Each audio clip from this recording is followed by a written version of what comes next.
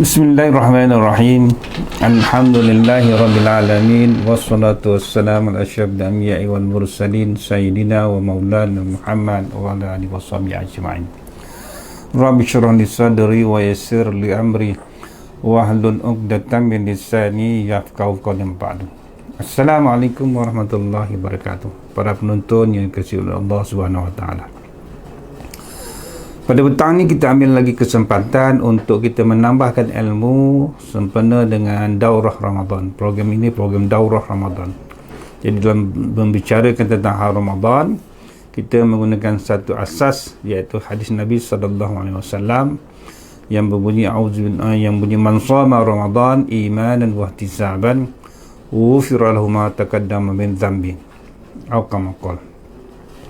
Hadis ini menerangkan tentang apa yang perlu kita lakukan sepanjang bulan Ramadan, khususnya berkaitan tentang puasa, iaitu man shama Ramadan imanan wa ihtisaban.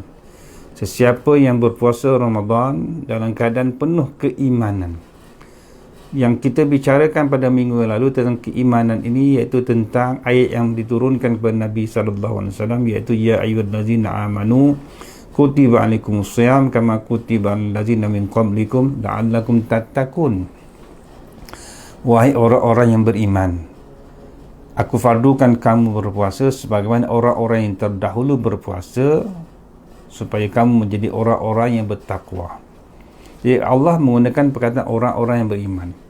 Hadis Nabi juga menggunakan perkataan orang-orang yang beriman, iaitu man shama Ramadan imanan, bagi siapa yang berpuasa siang hari di bulan Ramadan dalam keadaan keyakinan pada Allah Ta'ala tinggi. Jadi keyakinan Allah ni kena tinggi.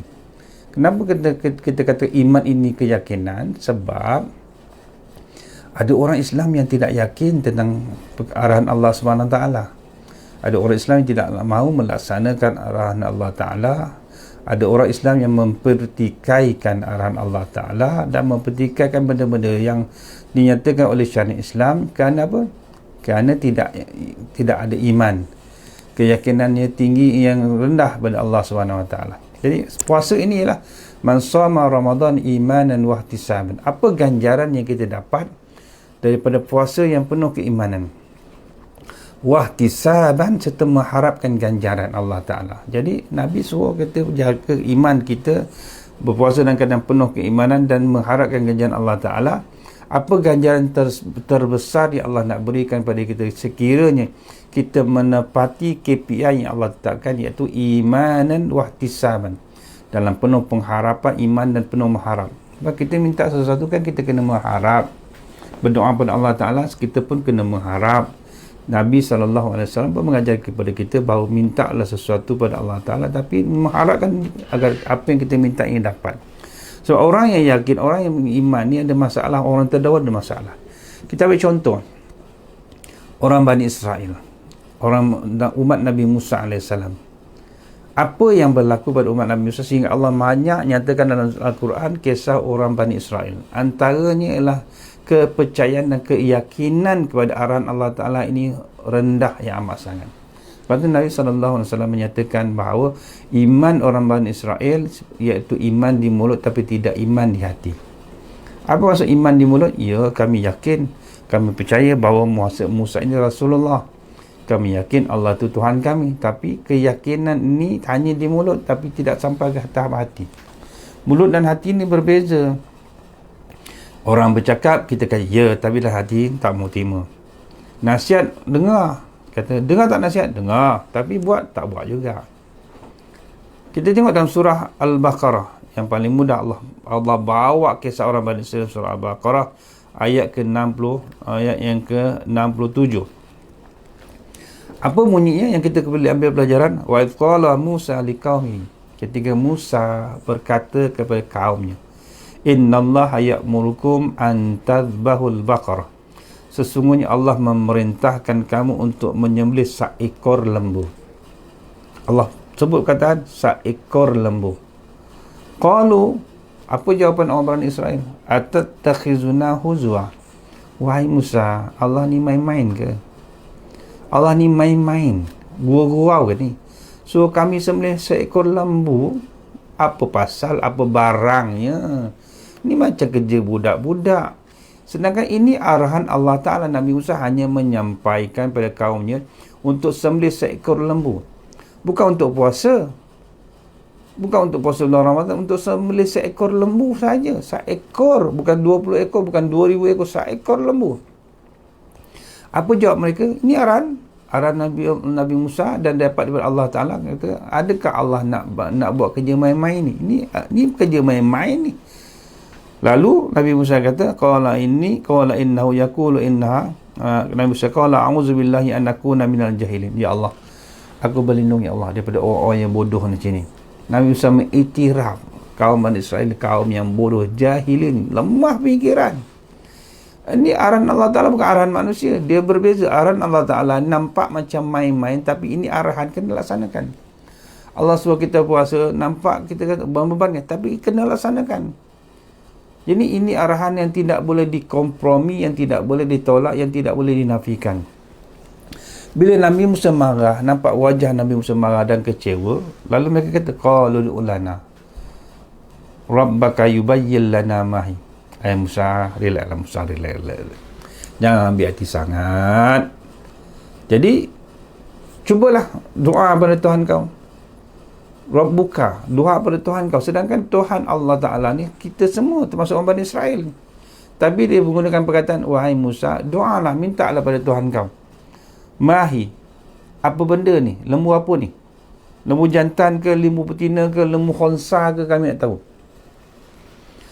Arahan pertama ialah sembelih seekor lembu. Arahan itu begitu mudah, clear, senang sangat.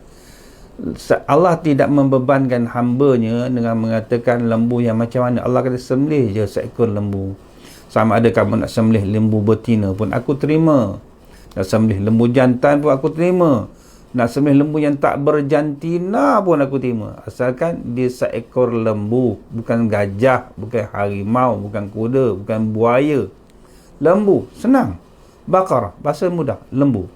Tapi orang Bani Israel menganggap arahan tersebut macam susah. Dan mereka cuba untuk menyusahkan diri mereka lagi. Tanya pula, status lembu ni jantinanya, laki ke, jantan ke betina, khonsa ke atau tidak. Kami nak tahu sebab arahan kata tak nyatakan status. Tak nyatakan gender dia, apa gender. Tapi susah, kerja ni susah. Allah nak bagi kerja senang. Tapi mereka saja untuk mencari alasan bagi menyusahkan urusan yang senang jadi susah. Akhirnya, oleh kerana mereka memilih jalan kesusahan, maka Allah juga memberikan kesusahan pada mereka. Allah menyatakan bahawa qala innahu yaqulu innaha baqaratun la faridun wala bikrun awanun baina zalik fa'alu ma tu'marun. Wahai Musa, beritahu pada kaum-kaum yang susah sangat ni, sembelihlah, carilah seekor lembu betina. La faridun wala bikrun awanun baina zalik, yang tidak tua dan tidak muda, di pertengahan tu. Nampak? Allah bagi benda mudah, akhirnya mencari jalan susah, Allah susahkan. Kalau tidak, jalan tu mudah. Orang beriman, ya ambil jalan yang mudah. Allah memang suka memudahkan. Jadi oleh kerana banyak sangat bertanya, banyak songih lah dalam bahasa orang sekarang ni, akhirnya Allah susahkan. Allah kata lembu betina, bukan lembu jantan, lembu betina. Dan lembu betina ini pula tidak jantan, tidak tua dan tidak muda. Jalan pertengahan. Dah semakin susah. Sebab Allah tahu dia akan tanya pula, muda ke tua? Jadi Allah bagi mudah antara muda dan tua di tengah-tengah. Yang dikatakan lembu dewasa. Tidak tua, tidak muda. Jadi pandai-pandai cari. Fa'alu ma tu'marun. Maka buatlah, laksanakanlah. Jangan ada alasan lagi. Apa yang diperintahkan buat. Akhirnya, mereka cari lagi asal alasan yang akan contoh kononnya untuk memudahkan mereka, tak makin menyusahkan mereka. Qalu ud'u lana rabbaka yubayyin lana ma launuha. Wahai Musa, doalah pada Tuhan kamu. Gunakan bahasa tu lagi, doalah pada Tuhan kamu. Bukan doalah pada Tuhan kita, doalah pada Tuhan kamu. Kami nak tahu tentang warnanya pula. Ma launuha. Dah Allah dah beri jalan mudah, pilih lagi satu lagi jalan susah. Jatuh tentang warna pula. Allah tak kata tentang warna, Allah kata pilihlah. apa yang kamu bawa tu aku terima. Tapi nak susah sangat, nak sebab tak yakin dengan Allah Ta'ala, tidak, keimanan kurang, maka mereka minta tentang status warna pula. Apa warna yang nak? Kalau kami tahu tentang warna, jadi kerja kami bertambah senang. Sedangkan orang yang bertanya banyak ni semakin menyusahkan. Detail sangat lah, detail sangat, akhirnya lagi susah-susah. Cerewet sangat, akhirnya lagi susah. Orang cerewet ni menyusahkan diri. Cerewet yang ni tak boleh, ni tak boleh, ni tak boleh, cerewet sangat. Nak suruh masak. Suami balik ni nak buka puasa ni, awak masak lah. Isteri bercerewet, bang nak masak apa ni bang? Suami kata apa nak masak? Nasi dengan lauk dan sebagainya. Tapi tanya nak masak apa pula. Kalau suami beli ni ikan, masak ikan ni pula. Ikan ni nak masak apa, kari ke apa. Dah suami kata apa awak masak saya terima. Tak, dia kata tak, kami nak tahu ni masak apa, dia senang nak cik bahan-bahan masakan. Dah, susah pula. Cerewet sangat. Masak merah ataupun jadi ikan ni masak asam pedas yang berkiblatkan Melaka punya. Oh, cik bahan Melaka pula. Tengok cik search kat YouTube apa bahan-bahan masak asam pedas Melaka. Carilah pula. Tak cukup bahan, tak masak-masak, akhirnya sampai ke sudah tak makan. Sebab tak ada masakan. Bendanya mudah, suami beri arahan mudah, masak untuk kita buka puasa. Apa nak masak? Ikut awak lah. Tapi isi tanya. Last sekali tak tahu apa nak masak, akhirnya beli kedai. Orang Bani Israel begitu juga. Tanya tentang warna pula, maka Allah susahkan lagi. Qala innahu, wahai Musa, beritahu pada mereka, yaqulu innaha bakaratun safra'u faqi'un launuha tasurun nazirin. Cari lembu yang warnanya kuning. Tapi bukan kuning biasa, kuning yang keemas-emasan. Tapi bukan keemas-emasan biasa, lembu kuning yang keemas-emasan yang mata tengok sedap memandang. Kan? Sedap memandang. Tengok bukan semua sedap. Ada orang minat kuning ni, ada minat kuning ni, ada minat kuning. Yang mana sedap memandang. Jadi dah makin susah dah. Cari lagi lembu. Lepas tu cari lembu kuning pula. Yang Nabi Musa kata Allah nak yang kita sedap memandang. Kamu mungkin sedap pada pandangan mata kamu. Yang orang ni tak sedap pula. Sampai pada aku pun tak sedap pula. Cari, tapi yang penting semua sedap. Tengok mata memandang betul. Ni sonok lah. Akhirnya mereka mencari lagi. Okeylah mencari. Tapi belum sampai menjumpai lembu yang dimaksudkan, datang lagi dalam waktu yang berbeza pula, tanya kepada Nabi Musa, qalu ulana rabbaka yubayyin lana ma hi innal baqarata syabaha alaina wa inna insyaallah lamuhtadun. Wahai Musa, doalah pada Tuhan kamu supaya terangkan pada kami dengan lembu, kedudukan lembu tersebut. Sebab lembu ni ada kesamaran lah. Kesamaran macam bukan masalah warna, bukan masalah jantina, bukan masalah umur, tapi kesamaran tentang lembu yang nak dicari ni, yang dinyatakan tentang syarat-syaratnya tadi. Lembu yang pernah digunakan untuk membajak, menggunakan tenggala dan sebagainya, ataupun lembu yang tak pernah buat kerja. Lembu penganggur, lembu yang bekerjaya ke atau lembu yang menganggur. Tanya lagi susah, lagi lama lagi susah, bukan lagi senang, lagi susah. Lalu Allah menjawab, qala wahai Musa, innahu yaqulu innaha bakaratun. Beritahu pada mereka, carilah lembu, innaha bakaratun la zalulun tuthirul arda wa la taskil harsa musallamatun la syiyata fiha. Qalu al-ana ji'ta bil haqq wa dhabahuha wa ma kadu yaf'alun.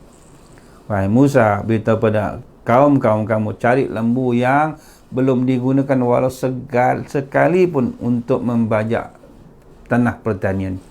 Belum digunakan sekalipun untuk bekerja. Mana lembu yang tidak bekerja, yang tak bekerjaya, lembu tu. Kemudian Allah kata lagi, wala taskil harsa musallamatun la syata fiha. Bukan saja bekerja, tapi tidak pernah digunakan untuk menarik pengairan, untuk mengairkan sawah, tanaman sebagainya. Tak. Dia nak yang jenis yang tak rehat, yang rehat. Akhirnya qaul ana jita bil haq. Lama-lama mereka kata, kalau ini betul lah. Sebenarnya Allah kata fadzabahuha, akhirnya disembelih juga lembu tersebut dalam tempoh yang lama sangat daripada arahan yang diterima. Sebab apa? Wa makadu yaf'alun, hampir mereka tak boleh melakukan.